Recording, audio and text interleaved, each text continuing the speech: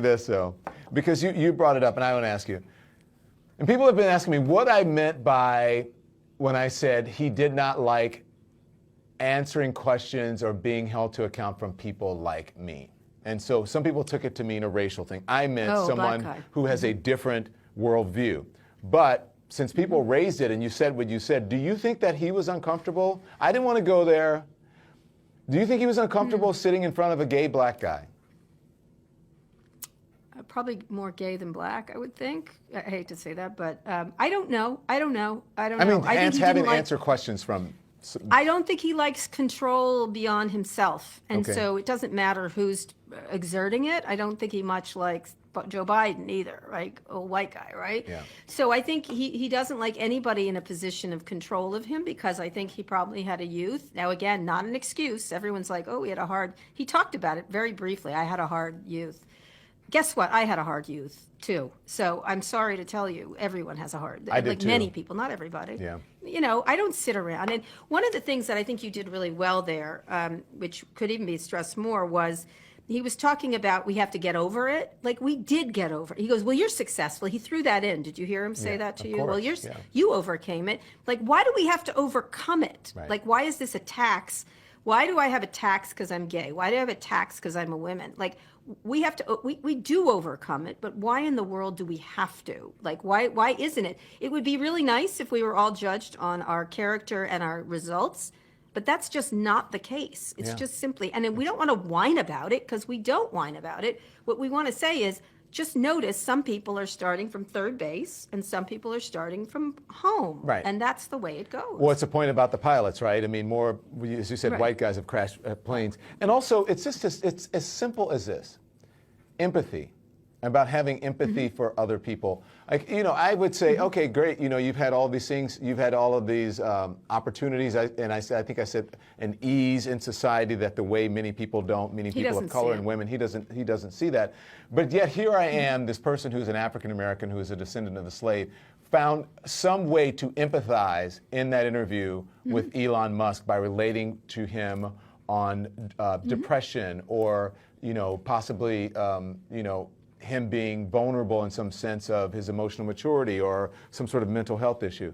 People will be surprised, but I'm often sad when I was sad after that interview, I have to say, for him. Just such a brilliant guy. I've spent a lot of time with him. So many interesting things he's doing around the cars, around space. Even that stupid tunnel thing is interesting, right? So many good ideas. And one of the reasons I was attracted to him when I was covering a lot of people, talking to him, is because it was inspirational. Some of it was, even though I was like, oh, yet another egomaniac tech guy. Listen, he was just like everybody else in that regard, aggressive, arrogant, etc.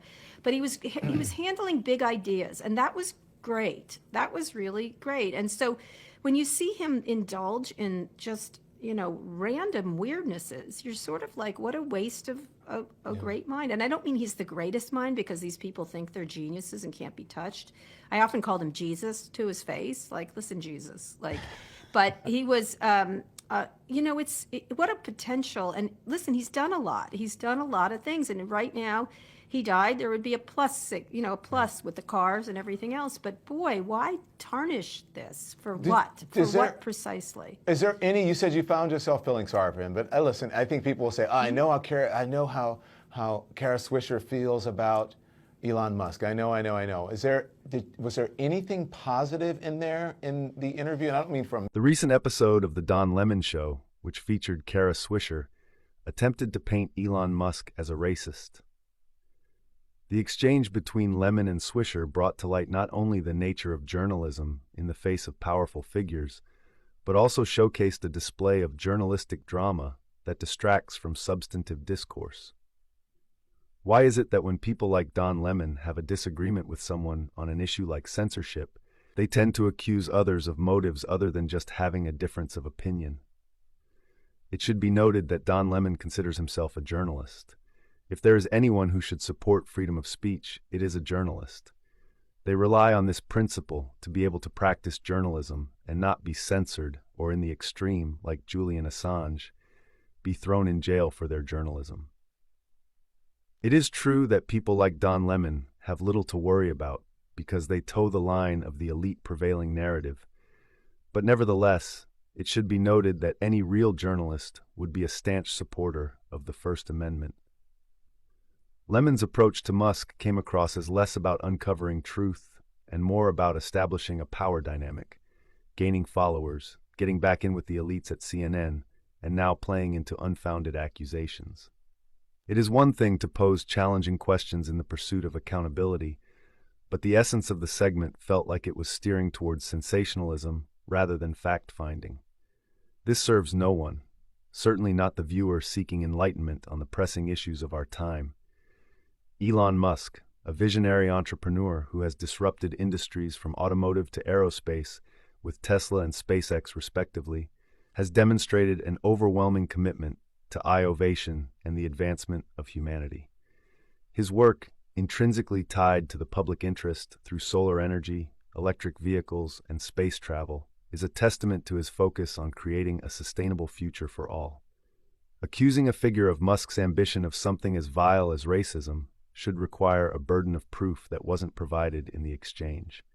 To suggest otherwise without substantive evidence is not just irresponsible, it is dangerous. Should Lemon be able to say it? Yes, according to those of us who support free speech.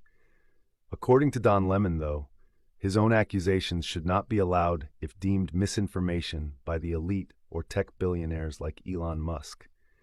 By Lemon's own logic, Elon Musk should be allowed to label this as misinformation and ban both the interview and Don Lemon from the X platform. RN.